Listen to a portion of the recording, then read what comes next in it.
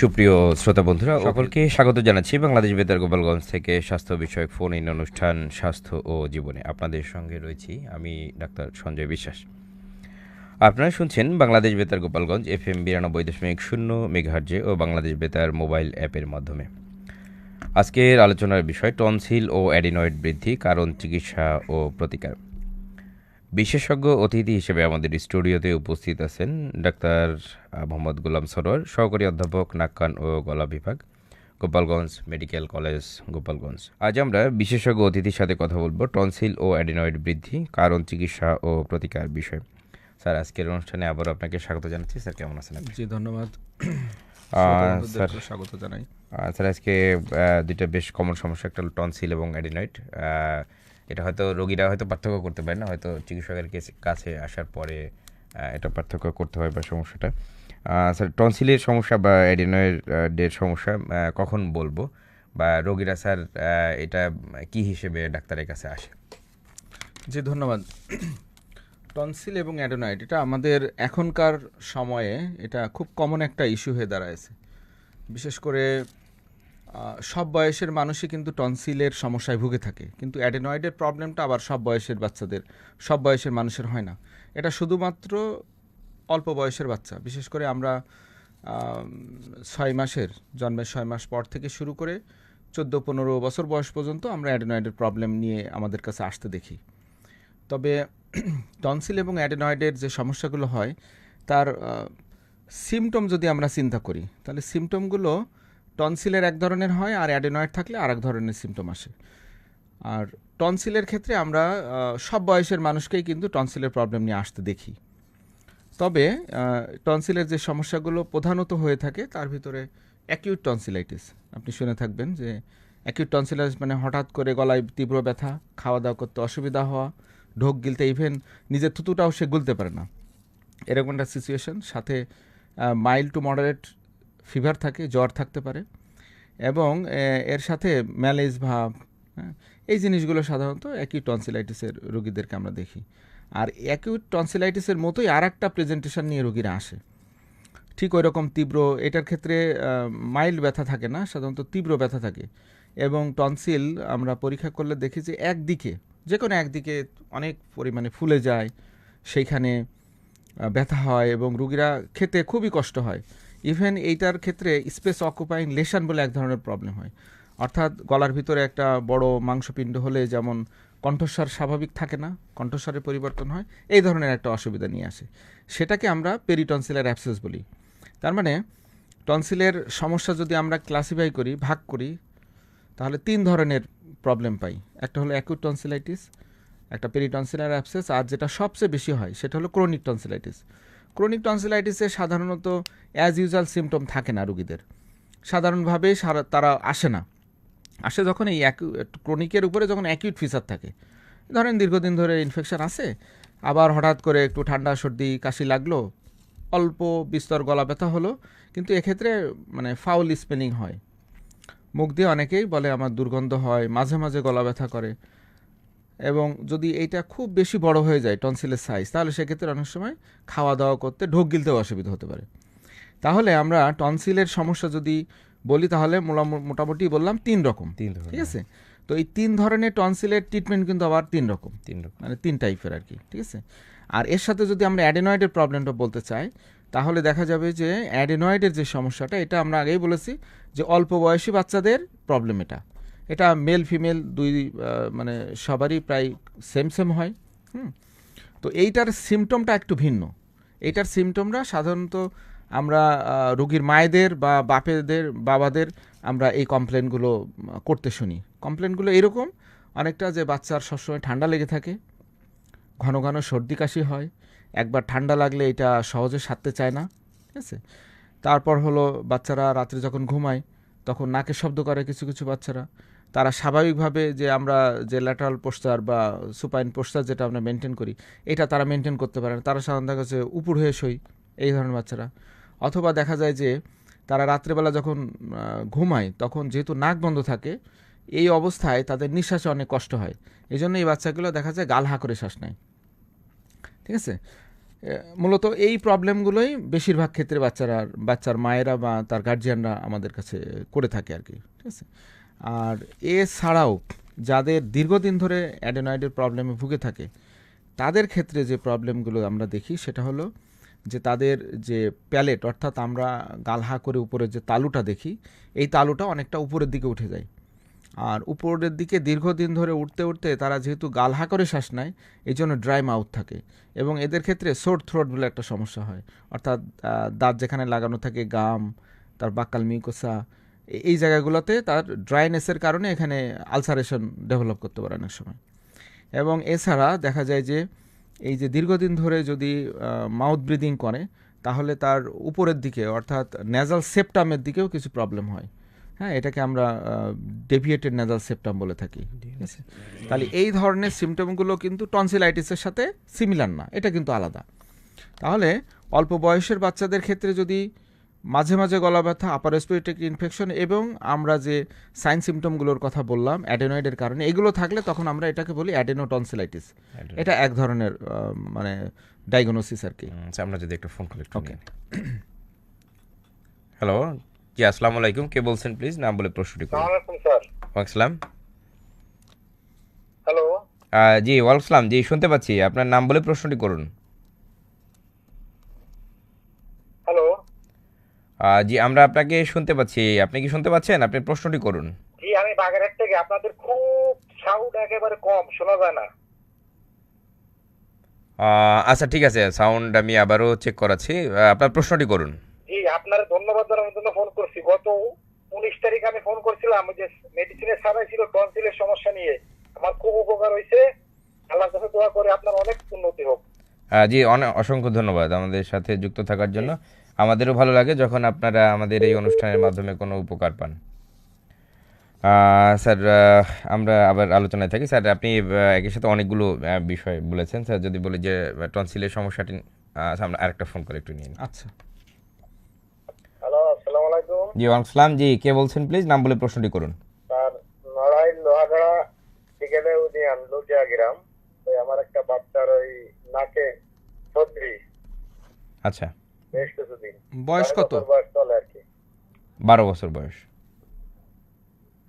আচ্ছা, হ্যাঁ, বলেন ভাই। নাকে সর্দি, এই তো? নাকের সর্দি কি সবসময় থাকে নাকি মাঝে মাঝে হয়? এই সব সময় বর্তমান, আগে ছিল না, এই বর্তমানে এই মাস 2-3 এই অবস্থা। আচ্ছা, নাক বন্ধ থাকে এরকম অসুবিধার কথা বলে? বন্ধ? বন্ধ আটকে থাকে কিনা? সব বন্ধ নেই। নাক বন্ধ নাই। আচ্ছা ঠিক আছে, আপনি শুনতে থাকেন। জি ধন্যবাদ আমাদের সাথে যুক্ত হওয়ার জন্য। স্যার আমরা ওনার প্রশ্নের উত্তরটাতেই যদি যাই যে আচ্ছা, 12 বছর বয়স। 12 বছর বয়সের ক্ষেত্রে আমরা যেটা চিন্তা করি যে মানে সিজনাল কিছু অ্যালার্জিক প্রবলেম হয়, যেটা এখনকার সময় হঠাৎ করে শীত থেকে আস্তে আস্তে গরম পড়া শুরু হয়েছে, হিউমিডিটি আমাদের এখানে অনেক বেশি, যে কারণে আপনার নেজাল কনজেশন এবং ধুলাবালির কারণে নাক বন্ধ থাকতে পারে। এটা একটা ব্যাপার। এবং দীর্ঘদিন ধরে নাক বন্ধ থাকলে আপনার নাকে সেলেসা বা সর্দি এগুলো তৈরি হয়। হ্যাঁ, এটাকে আমরা সিজনাল অ্যালার্জিক রাইনাইটিস বলে থাকি। এটা একটা কারণ হতে পারে। আরেকটা হতে পারে এই 12 বছর বয়স। কলটা একটু নিয়ে তারপরে আমরা একই প্রশ্নের উত্তরে থাকব। হ্যালো, আসসালামু আলাইকুম। জি ওয়ালাইকুম, কে বলছেন প্লিজ? নাম বলে প্রশ্নটি করুন। জি, আমার নাম ইয়ামিন, চিত্রমাই থেকে বলতেছি। জি ইয়ামিন। বাচ্চাদের গলায় যে মাম্পস আর টনসিল, কি এই দুটো কি একই রোগ? জি ধন্যবাদ আপনি প্রশ্ন করার জন্য। আমরা নিশ্চয়ই আপনার প্রশ্নের উত্তর আসবে, সাথেই থাকুন। আচ্ছা, আমরা আগে যেটা বলছিলাম, তো সেক্ষেত্রে সিজনাল অ্যালার্জিক রাইনাইটিস একটা প্রবলেম, যে কারণে সর্দি থাকতে পারে। আরেকটা হতে পারে যে এই বয়সের বাচ্চাদের ওই যে আমরা অ্যাডেনয়েডের যে প্রবলেমটার কথা বললাম, অনেক সময় রেমনেন্ট অফ অ্যাডেনয়েড থাকতে পারে। এটা নির্ভর করে আপনার গ্রেডের উপরে। হ্যাঁ, অ্যাডেনয়েডের ক্ষেত্রে গ্রেড 1, 2, 3, 4 এইভাবে আমরা ভাগ করি। এবং এটা মূলত রেডিওলজিক্যাল একটা ডায়াগনোসিস, গ্রেডিংটা। তো রেডিওলজিক্যাল মানে একটা এক্সরে। আমরা এক্ষেত্রে সাধারণত ডায়াগনোসিস করার জন্য x ray nasopharynx lateral view with open mouth এই পরীক্ষাটা করলেই আমরা এই ডায়াগনোসিসটা কনফার্ম করতে পারি। তো আমার মনে হয় যে উনি যদি 7 দিন থেকে 10 দিনের জন্য একটা নেজাল ডিকনজেস্টেন্ট অর্থাৎ রাইনেক্স জাতীয় নেজাল ড্রপ ব্যবহার করে, তার সাথে ফেক্সো 60 মিলিগ্রাম ট্যাবলেট দৈনিক একটা করে, এটা 10 দিন খেতে পারে। যদি ভালো হয়ে যায় তাহলে আর ফার্দার কোনো কিছু অপশন প্রয়োজন হবে না। আর যদি তা না হয় তাহলে একটা এক্সরে করে নিকটস্থ ENT স্পেশালিস্টের সাথে যোগাযোগ করবে। ধন্যবাদ স্যার। তাহলে ওনার জন্য ফেকজোফেনাডিন, এবং রাইনেক্স নাজাল ড্রপ, এই দুটো জিনিস ব্যবহার করবে। দুইটা স্যার। রাইনেক্স কয়বার করে ব্যবহার করবে? দিনে 3 বার করে, দিনে 7 থেকে 10 দিনের বেশি নয়। আশা করি আপনি আপনার উত্তর পেয়েছেন। এরপরেও যদি না হয় তাহলে অবশ্যই একটু নিকটস্থ কোনো নাক কান গলা বিশেষজ্ঞের সাথে একটু কথা বলবেন স্যার। এবং চিতলমারি থেকে যুক্ত হয়েছিলেন ইয়ামিন, উনি জানতে চেয়েছেন মামস এবং টনসিল এক কিনা। আচ্ছা, এখানে মামস এবং টনসিল বিষয়টা এক নয়, ঠিক আছে? কারণ টনসিল এটা হলো একটা লিম্ফয়েড অর্গান, যেটা আমাদের গলার ভিতরে জিহ্বার 2 পাশে থাকে এবং তালুর নিচের অংশে। এটাকে আমরা সাধারণভাবে টনসিল বলে থাকি। গলার ভিতরে যদিও টনসিলের মতো আরও কিছু টিস্যু আছে, সেগুলোকে আমরা সাধারণভাবে ধর্তব্যের মধ্যে আনি না, কিন্তু এই দুটোকেই আমরা সাধারণভাবে টনসিল বলে থাকি। অর্থাৎ এটা দীর্ঘমেয়াদী ইনফেকশন, ইনফ্লামেশন এবং কিছু হ্যাবিচুয়াল কারণে এটা ইনফেক্টেড হতে পারে। আর যেটা মামস আমরা বলি, মামস সাধারণত আমাদের কানের সামনে এবং নিচের অংশে প্যারোটিড বলে 2টা গ্ল্যান্ড থাকে 2 সাইডে। এই গ্ল্যান্ডের ভাইরাল ইনফেকশনকেই আমরা মামস বলি, ঠিক আছে? সেজন্য এই 2টা জিনিস আলাদা। তবে অনেক গ্রামগঞ্জের বা আমাদের মা বোনেরা যেটা অনেক সময় চিন্তা করে যে এই চোয়াল গলা ফোলা বা আমাদের এই যে বলি একটা, হ্যাঁ, থুতুনির পাশে কানের নিচে এই জায়গায় কোনো কিছু ফুললেই তারা মনে করে হয়তো মামস হয়েছে, মামস ফুলেছে। তবে বিষয়টা একটু যদি ভালোভাবে দেখা যায়, যেমন ওইটার মিসডায়াগনোসড হওয়ার একটা কারণও আছে। কারণ হলো টনসিলে একটা লিম্ফ নোড আছে, যেটাকে আমরা জুগুলো ডায়াগস্টিক লিম্ফ নোড বলি। এটাও মূলত আমাদের এই জয়ের অ্যাঙ্গেল অফ ম্যান্ডিবল থেকে একটু নিচের দিকে এবং সামনের দিকে অংশে থাকে। এই কারণেই মূলত এই ভুল ধারণাটা হয়, কারণ কাছাকাছি জায়গায় তো। কারণ মেডিকেল ভালোভাবে না জানলে কিন্তু আসলে এটা সম্পর্কে ডায়াগনোসিস করা সম্ভব না। এই জন্য ওনার যদি কনফিউশন থাকে তাহলে অবশ্যই নিকটস্থ স্বাস্থ্য কমপ্লেক্সে গেলেই ওনারা বলে দিতে পারবে যে এটা মামস অর টনসিল। কারণ গাল হা করে দেখলে এবং কানের সামনে পিছনে যদি এরকম ফোলা টেন্ডারনেস অল্প দিনের জন্য থাকে তাহলে মনে করতে হবে যে এটা মামস। ধন্যবাদ। আর মামস সাধারণত আমাদের দেশে এই সিজনেই হয়, হ্যাঁ, স্কুল গোয়িং বাচ্চাদের বেশি হয়, যে কারণে মামস একটা সোয়াসে আমরা জানি ভাইরাল যেহেতু। সুতরাং মামস হলে আবার সাধারণত এক সাইডে হয়, তবে 2 সাইডেও হতে পারে, হ্যাঁ। আর মামসের ইনফ্লামেশনের ধরনটা একটু আলাদা টনসিলের তুলনায় আর কি, ঠিক আছে? ধন্যবাদ স্যার। ইয়ামিন, আশা করি আপনি আপনার উত্তর পেয়েছেন। স্যার অত্যন্ত সুন্দরভাবে ব্যাখ্যা করেছেন যে আসলে 2টা জিনিস কীভাবে আলাদা করা যাবে। স্যার আমরা টনসিল এবং অ্যাডেনয়েড যে বিষয়গুলো, টনসিলের মধ্যেই স্যার আমরা অনেকগুলো বিষয় জানলাম, অ্যাকুট, ক্রনিক এবং অ্যাবসেস হওয়ার যে বিষয় একটা, এবং অ্যাডেনয়েড। স্যার আমরা একটু বাচ্চাদের যে সমস্যাটা নিয়ে, অ্যাডেনয়েডটা নিয়ে যদি স্যার আরেকটু কথা বলি। এটাও স্যার আপনি অনেকগুলো লক্ষণও বললেন যে বাচ্চারা আসলে কোন কোন ধরনের লক্ষণ বাবা মা কী দেখে বুঝবে আর কি। তো সেক্ষেত্রে স্যার যদি আমরা একটু চিকিৎসা পদ্ধতি বা পরীক্ষা নিরীক্ষা কী করা হয় এবং চিকিৎসার দিকে যদি আমরা একটু চিন্তা করি, কোন কোন ধরনের চিকিৎসা অপশন আছে স্যার? আচ্ছা, আমরা উপসর্গগুলো অলরেডি বলেছি। তো এখন যদি আমরা ডায়াগনোসিস কনফার্ম করতে চাই, ঠিক আছে, এটা ক্লিনিক্যাল, যেমন আমরা হিস্ট্রি নিয়ে একটা ডায়াগনোসিসের দিকে আগাই, তার সাথে সাথে আমরা একটা রেডিওলজিক্যাল এক্সামিনেশন করি, যেমন বলেছি আগেই, x ray nasopharynx lateral view with open mouth. এই পরীক্ষাটা করলে আমরা তার ওই যে নাজোফ্যারিংস যে অংশটা, অর্থাৎ অ্যাডেনয়েডের যে পজিশন, অর্থাৎ পোস্টেরিয়র সুপিরিয়র অফ দ্য নাজোফ্যারিংস, ঠিক আছে, এই জায়গায় সাধারণত অ্যাডেনয়েডের যে টিস্যুটা এটা অবস্থান করে। তো এইখানে আমরা যদি কোনো সফট টিস্যু সোয়েলিং দেখি এবং সেটা যদি এয়ার কলামের সাথে কম্পারেটিভলি আমরা এটা স্টাডি করি, যেই জন্য বললাম যে 4টা গ্রেড আমরা সাধারণত করে থাকি। তো দেখা একটু নিয়ে নিই, তারপরে আমরা কি আলোচনা। হ্যালো, জি আসসালামু আলাইকুম, কে বলছেন প্লিজ? নাম বলে প্রশ্নটি করুন। আসসালামু আলাইকুম। আসসালাম। এমডি জুয়েল বলছিলাম, মাগুরা মোহাম্মদপুর বাবুখালী কুমারপুর থেকে। এমডি জুয়েল আমাদের নিয়মিত শ্রোতা, যুক্ত হওয়ার জন্য অসংখ্য ধন্যবাদ। আমার প্রশ্ন হচ্ছিল, খাবারের সময় গলা আটকে ধরে মনে হয় কি দম বন্ধ হয়ে গেল, অল্প অল্প খাবার খেতে হয়, বেশি খাবার গলা দিয়ে হয়তো গিলতে পারি না। আপনার বয়স কত হবে? 25 থেকে 27 এর মধ্যে। ওজনটা কত আপনার? ওজন হচ্ছিল মাহফিলে তো অনেকদিন আগে মাত্র 47 কেজি ছিল। 47 কেজি, আচ্ছা। এটা কি আপনারই প্রবলেম? হ্যাঁ, সম্ভবত স্যার ওনারই প্রবলেম। খাবার খেতে গেলে স্যার আমরা আগের আলোচনাটা একটু শেষ করে তারপরে। আচ্ছা, তো সেক্ষেত্রে আমরা এই এক্স রে নাজোফ্যারিং ল্যাটারাল ভিউ যদি আমরা করি তাহলে আমরা অ্যাডেনয়েড ডায়াগনোসিস করতে পারবো। এখন শুধুমাত্র অ্যাডেনয়েড এনলার্জ থাকলেই আমরা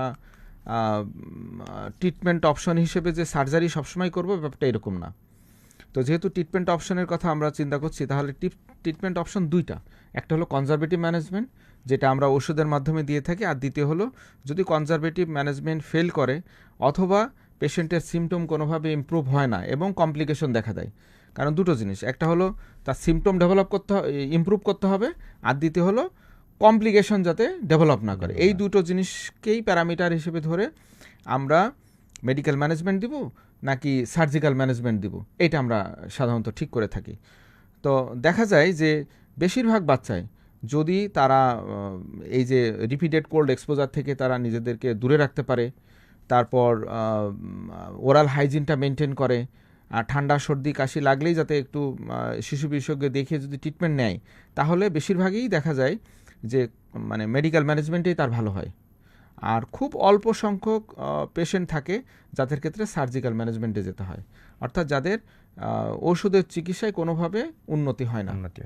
আর এই যে সার্জারিটাকে বলে অ্যাডেনয়েডেক্টমি, এবং এই অ্যাডেনয়েডের সার্জারি সাধারণত এটা আমরা 3 বছর থেকে শুরু করে সিগনিফিক্যান্টলি যে বয়স পর্যন্ত আমরা এটা ডায়াগনোসিস হিসেবে পাই সেই বয়স পর্যন্ত অপারেশন করা যেতে পারে।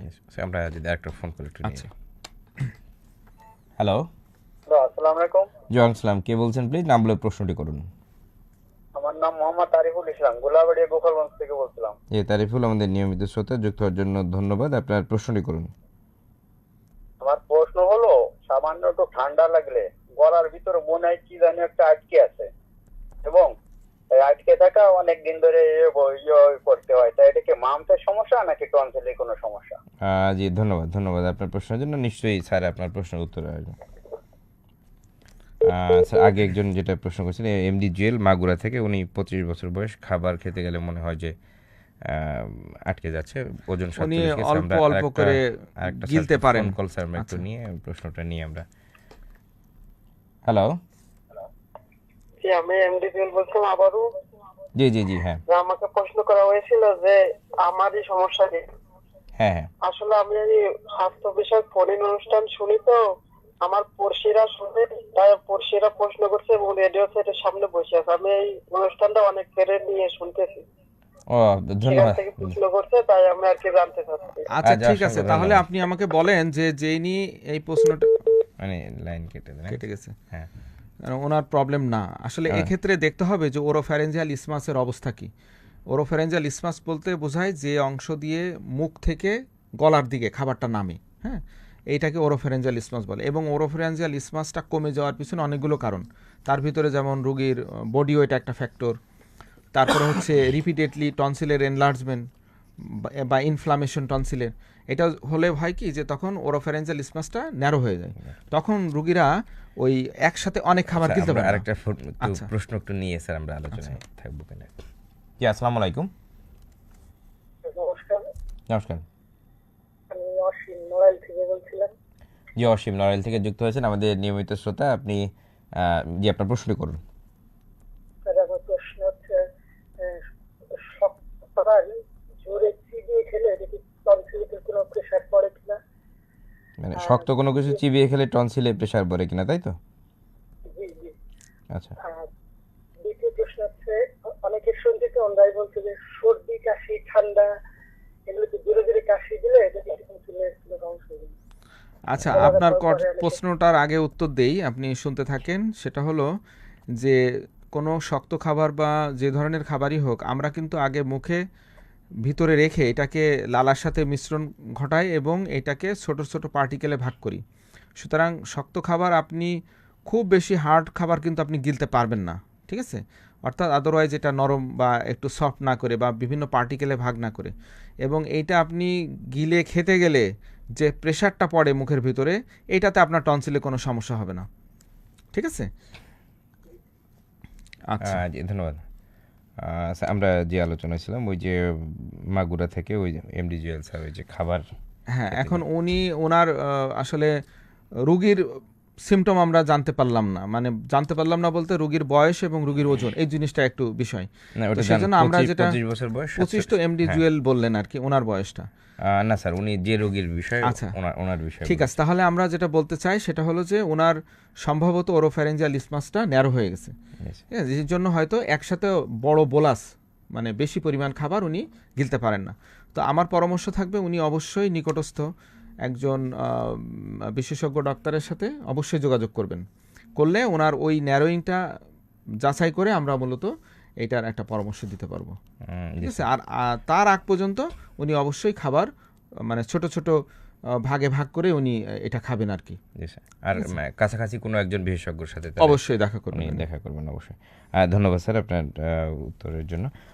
স্যার এর পরবর্তীতে আমাদের যে শ্রোতা উনি ফোন করেছিলেন তারিফুল, উনি গোলাবাড়িয়া থেকে গলায় খাবার আটকে যায়, এটাও যে টনসিল অথবা মামসের সমস্যা কিনা। আমরা আরেকটা ফোন কল একটু যদি আমরা নিয়ে নেই সাথে। হ্যালো, জি আসসালাম, যে কে বলছেন প্লিজ নাম বলে প্রশ্নই করুন। আমার নাম অভি। আমি বলতেছিলাম যে সকালবেলা ঘুম থেকে উঠলেই পানি লাগলেই হাসি আসে নাক থেকে, পুরো পরিমাণ পানি লাগলেই হাসি আসছে। জি ধন্যবাদ, আমাদের সাথে যুক্ত থাকুন, আমার নিশ্চয়ই আপনার প্রশ্নের উত্তর আসবে। আমরা যে প্রশ্নের উত্তরে ছিলাম যে স্যার ওনার টনসিলের সমস্যা কিনা অথবা সেই একই ধরনের প্রশ্ন তারিফুল উনি গোলাবাড়ি থেকে জানতে চেয়েছিলেন। আচ্ছা, আসলে টনসিল এবং মামস আমরা আগেই বলেছি যে টনসিল এবং মামস কিন্তু এক জিনিস না। ঠিক আছে, সুতরাং টনসিলাইটিস হলে সাধারণত আমরা যেটা আগেই বলেছি যে খাদ্য খাবার রিলেটেড, মানে খাবার গলধকরণের সাথেই মূলত এটার সম্পর্ক। ঠিক আছে, তো আর এটা রিপিটেডলি হবে। ক্রনিক টনসিলাইটিসের ক্ষেত্রে আমরা যেটা বলি এটা বারবার তার রিপিটেড অ্যাটাক হতে পারে।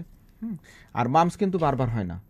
মামস সাধারণত এটা ভাইরাল অ্যাটাক, এটা সিজনাল ক্ষেত্রেই সাধারণত হয়, এবং এটা হলে এটা সাধারণত মানে হালকা ফিভার থেকে শুরু করে কি বলে যে অনেক বেশি টেম্পারেচার থাকে। ঠিক আছে, এবং অ্যাকিউট প্রেজেন্টেশনের ক্ষেত্রে এই মামসটা একটু বেশি আমরা দেখি। সুতরাং মামস এবং টনসিলাইটিস একসাথে সচরাচর আমরা দেখি না। ধন্যবাদ স্যার। আর নড়াইল থেকে অসীম যুক্ত হয়েছিলেন, ওটার প্রশ্নের উত্তর বোধ হয় স্যার আপনি দিয়ে দিয়েছেন। শক্ত কোনো খাবার খেলে কোনো অসুবিধা নেই, টনসিলে কোনো সমস্যা হবে না। আর অভি উনি যুক্ত যে সকালবেলা স্যার পানি লাগলে যে হাসি কাশির বিষয়টা, সকালের হাসি কাশি এটা আসলেই তার অ্যালার্জিক রাইনাইটিস মেবি। হ্যাঁ, ঠান্ডা সকালে যখন উঠে তখন যে কোল্ডনেসটা থাকে এটা নাকে মুখে গেলেই তখন তার এটা হাসি হয়। যদি ওনার কোনো হাইপারট্রফি ইনফিরিয়র টার্বিনেট না থাকে এবং কি বলে যে এই ডিএনএস না থাকে, তাহলে উনি অবশ্যই ঠান্ডাটা অ্যাভয়েড করলে উনি ভালো থাকবে। আর এক্ষেত্রে আমরা যদি উনি চিকিৎসা চাই তাহলে আমরা বলবো যে স্টেরয়েড জাতীয়, যেমন মোমেটাসন ফিউরয়েড, হ্যাঁ, এই জাতীয় যে স্প্রেগুলো বাজারে পাওয়া যায়, মোমেসন নামে পাওয়া যায়, মেটা স্প্রে নামে পাওয়া যায়, মেটামিস্ট নামে পাওয়া যায়, এটা দৈনিক একবার করে 2 মাস ব্যবহার করলে ওনার এই সমস্যাটা আশা করা যায় চলে যাবে। হ্যাঁ, ধন্যবাদ অভি। আশা করি আপনি আপনার প্রশ্নের উত্তর পেয়েছেন। আপনি ব্যবহার করে দেখতে পারেন, তারপরও যদি কোনো অসুবিধা হয় নিশ্চয়ই একজন নাক কান গলা বিশেষজ্ঞের সাথে পরামর্শ করবেন, তাহলে পরবর্তীতে আপনার সেই সমস্যা দেখে উনি পরবর্তী সেই অনুযায়ী আবার চিকিৎসা দিতে পারবেন। আশা করা যায় যে আগামী 2 মাসের মধ্যে আপনি এই চিকিৎসায় সুস্থ হয়ে যাবেন। আমরা যে আলোচনা ছিলাম অ্যাডিনয়েডের স্যার ওই যে অপারেশনের অপশনগুলো, স্যার আমরা তার আগে স্যার একটু আরেকটা ফোন কল একটু নিয়ে আরেকজন শ্রোতা যুক্ত হতে চাচ্ছেন। হ্যালো, আসসালামু আলাইকুম। জি আসসালাম, কেমন আছেন ভাইয়া? জি ভালো আছি। কে বলছেন প্লিজ নাম বলে প্রশ্ন করুন। জি, আপনার সাথে অনেক দিন পর কথা হচ্ছে। আপনি ভালো আছেন? জি ভালো আছি। জি, আমি রাজমিস্ত্রি। ও হ্যাঁ, রাজমিস্ত্রি মোহাম্মদ আব্দুল সামাদ শেখ। হ্যাঁ, ঠাকুরবাজার বলমারি ফরিদপুর থেকে। হ্যাঁ ফরিদপুর থেকে আমাদের সামাদ সাহেব অনেকদিন আমাদের সাথে যুক্ত হন না। আপনি আমাদের নিয়মিত শ্রোতা ছিলেন, মাঝখানে বোধহয় বেশ কিছুদিন কোনো কারণে হয়তো যুক্ত হতে পারেননি, অনেকদিন পর যুক্ত হলেন। আপনাকে অসংখ্য ধন্যবাদ। আপনার প্রশ্নটি করুন। জি ভাইয়া, জি বাংলাদেশ বেতার গোপালগঞ্জ। তো আমার প্রশ্ন ছিল, তার আগে বলি যে একটু আপনাদের এখান থেকে অনেকদিন ধরে ট্রাই করা যাচ্ছে যে মানে দেখা যাচ্ছে যে আপনাদের অনুষ্ঠানটা একটু ট্রাবল হচ্ছে, মানে ঝির অবস্থায় আসতেছে, আবার বাড়িতে অনুষ্ঠানটা একটু সমস্যা হচ্ছে। আগে একটু সমস্যা ছিল, সেটা সমস্যার সমাধান করার জন্য কর্তৃপক্ষকে অনুরোধ করছি। তো আমার স্যারের কাছে প্রশ্ন ছিল যে আমার যখন ঠান্ডা লাগে, বুঝছেন, যখন অতিরিক্ত ঠান্ডা লাগে তখন ধরেন যে আমার নাক দিয়ে রক্ত আসে। আচ্ছা আমার এই যে ধরেন এই যে 27 বছর বয়স, আমার ধরেন উচ্চতা 5 ফিট 5 ইঞ্চি, আর হচ্ছে আমার ধরেন যে আমি ওজনে আছি 67 কেজি। জি শারীরিক আলোচনা করতে হবে, আসলে ঠান্ডা লাগলে এই ধরেন যে নাক দিয়ে রক্ত আসে, তো রক্ত আসার বিষয়টা আসলে কত খুব খারাপ। আর আপনার ঠান্ডা লাগলে যে ধরেন নাকে যে পলিপাস হয়ে থাকে, তো পলিপাস যদি হয় অনেক সময় দেখা যাচ্ছে যে অপারেশন করা হয়, তো অপারেশন করলে কি এই পলিপাস কি আবার হওয়ার সম্ভাবনা আছে কিনা এখান থেকে যদি একটু আলোচনা করতেন। ভালো থাকবেন ভাই। জি, গোপালগঞ্জ চ্যানেলের সুন্দর সুন্দর অনুষ্ঠান, ধন্যবাদ। জি ধন্যবাদ। আর আপনাকে তো আরো বিশেষ করে ধন্যবাদ, আপনার উপস্থাপনা আসলে মাশাআল্লাহ। জি ধন্যবাদ, আমাদের জন্য দোয়া রাখবেন, আমাদের সাথে নিয়মিত যুক্ত থাকবেন। অবশ্যই। স্যার উনি একটু জানতে চাইছেন ঠান্ডা লাগলে ওনার নাক থেকে রক্ত পড়ে, সেটা কোনো সমস্যা কিনা, পরবর্তীতে পলিপাসের আসলে দীর্ঘমেয়াদী ঠান্ডা এটা রক্ত আসার একটা কারণ। হ্যাঁ, এটাকে আমরা রাইনাইটিস বলি। রাইনাইটিস দীর্ঘদিন থাকলে নাজাল মিউকোসাটাই ইরোশন হয়, ইরোশন থেকেই এই রক্তটা আসে। ইরোশন হওয়ার পিছনে কারণ হলো নাক যখন সর্দি হয় তখন আমরা বারবার ঝাড়ি, নাকটা পরিষ্কার করার চেষ্টা করি, ঠিক আছে? এখান থেকে মূলত এই ইরিটেশন বা রাবিং হয়, নেজাল মিউকোসা হয়ে এখান থেকে রক্ত আসতে পারে। এই জন্য দীর্ঘমেয়াদী সর্দি যাতে ওনার না থাকে এই ব্যাপারেই মূলত ওনাকে চিকিৎসা নিতে হবে। হ্যাঁ, এই জন্য আমরা যাদের যদি হাইপারট্রফি না থাকে, যদি ডিএনএস না থাকে বা সেপ্টাল স্পার না থাকে, তাহলে সেক্ষেত্রে উনি নেজাল ডিকনজেস্টেন্ট জাতীয় যে স্প্রেগুলো বাজারে পাওয়া যায় এইগুলো ওনার জন্য বেস্ট হবে, ঠিক আছে? যেমন আমি বলি, যেমন অ্যাভা নেজাল স্প্রে পাওয়া যায় বা অ্যাভা মিস্ট নামে নেজাল স্প্রে পাওয়া যায়, ঠিক আছে?